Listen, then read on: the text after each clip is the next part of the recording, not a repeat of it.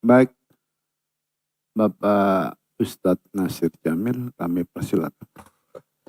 Terima kasih Ketua, Bapak Ibu anggota Badan Anggaran DPR RI yang saya hormati, Menko Pembangunan Manusia dan Kebudayaan, Menko Politik Hukum dan Keamanan, dan juga Menko Kemaritiman dan Investasi.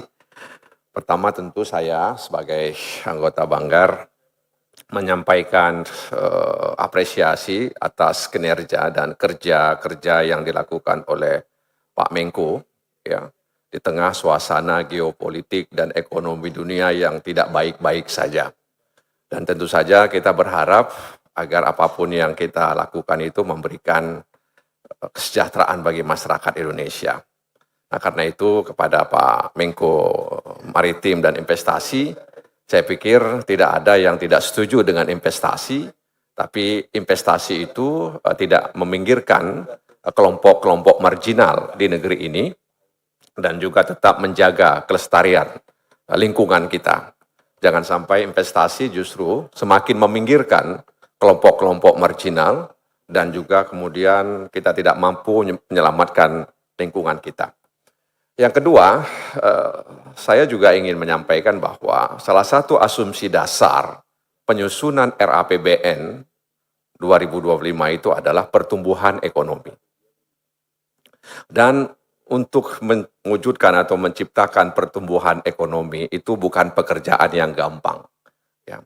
Banyak keterbatasan kapasitas sehingga membuat upaya melonjak pertumbuhan ekonomi itu tidak bisa kita lakukan dengan cepat. Oleh karena itu memang ekonomi ini tidak sama seperti prajurit ya, yang langsung bergerak ketika ada perintah dari komandannya. Banyak keterbatasan ya, kapasitas yang justru berada di luar kendali pemerintah. Nah, karena itu harapan kita tadi disinggung oleh sejumlah anggota bahwa ini adalah APBN transisi. Dan kita harapkan ya APBN transisi ini memberikan satu peluang besar, terutama terkait dengan pertumbuhan ekonomi. Nah, karena itu para menteri, koordinator diharapkan bisa ya mengatasi kendala-kendala keterbatasan kapasitas di luar kendali pemerintah. 2 pekan lalu lebih kurang, itu presiden terpilih di Qatar Economic Forum punya keinginan besar bahwa Indonesia akan mencapai pada angka 8%. Dan itu bukan pekerjaan yang mudah dan itu tanggung jawab kita semua untuk menghadirkan itu. Nah, karenanya barangkali APBN transisi ini bisa memberikan satu harapan terkait dengan keinginan presiden terpilih yang sangat bicara di Qatar Economic Forum. Yang kedua, dalam kesempatan ini saya juga ingin menyampaikan bahwa pasca reformasi 98, banyak daerah di Indonesia yang katakanlah berusaha untuk mendapatkan hak-haknya. Sehingga ada beberapa daerah yang ingin memisahkan diri dari Negara Kesatuan Republik Indonesia. Lalu waktu itu kita buat satu adagium bahwa pusat adalah pusatnya daerah. Daerah adalah daerahnya pusat. Ini untuk menjaga kesinambungan dan harmoni antara pusat dan daerah. Jadi daerah tidak akan bisa berbuat banyak tanpa ada intervensi dari pusat. Pusat juga tidak bisa disebut pusat kalau tidak ada daerah. Jadi pusat adalah pusatnya daerah, daerah adalah daerahnya pusat. Itu diharapkan agar pembangunan bisa seiring antara pusat dan daerah. Tapi dalam kenyataannya Pak Menko yang saya hormati, ya daerah masih tertinggal. Tadi Pak Menko PMK menyebutkan ya daerah-daerah miskin. Sudah lebih dari 70 tahun kita merdeka, kita masih disuguhkan dengan angka-angka itu. Ya tentu saja ini bukan hal yang mudah untuk kita atasi soal kemiskinan.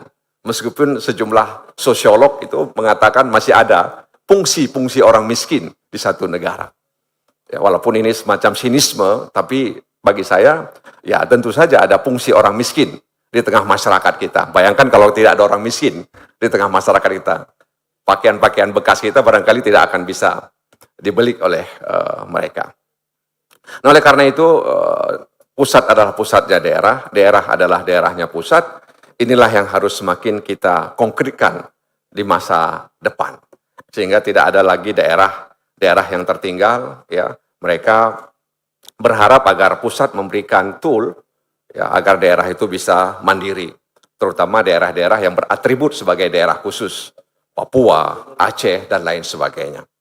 Nah, oleh karena itu, saya berharap mudah-mudahan adagium ini ya bisa kita realisasikan, dan paling tidak ke depan daerah-daerah itu merasa bahwa mereka adalah daerahnya pusat, dan pusat terus merasa bahwa daerah itu ya adalah daerah pusat. Dan mudah-mudahan dalam kesempatan ini saya juga memberikan harapan ya kepada kita semua, terutama bagaimana nasib nelayan dan petani. Setiap pembahasan anggaran ada nilai tukar nelayan, ada nilai tukar petani. Tapi nasib nelayan, nasib petani masih belum seperti yang kita harapkan. Saya khawatir, Pak Menko, ya, ke depan ketika kita bicara soal nilai tukar nelayan, nilai tukar petani, nelayannya sudah tidak ada lagi, petaninya juga sudah tidak ada lagi. Kita khawatir seperti itu. Ya, mudah-mudahan ini tidak terjadi ya terkait dengan nasib nelayan dan nasib petani di negeri ini. Dan yang paling terakhir, mohon maaf Ketua, saya juga ingin mengusulkan kepada Menko Polhukam terkait dengan struktur kementerian. Di Kementerian Keuangan itu ada Kanwil Bea Cukai dan Kanwil Pajak. Sementara di Kanwil Kumham, di Kementerian Hukum-HAM, ya ada dua direktorat yang sangat seksi dan paling sering dibicarakan, dan di situ juga banyak masalah. Masalah dalam arti sering terjadi potensi-potensi masalah di tengah masyarakat, yaitu imigrasi dan pemasyarakatan. Ya, mungkin perlu dipertimbangkan ya ada Kanwil pemasyarakatan ya yang berbeda dengan Kanwil Kumham. Ada Kanwil imigrasi, karena imigrasi ini adalah tempat di mana orang masuk dan orang keluar. Ya. Pemasyarakatan juga orang bermasalah semua di dalamnya.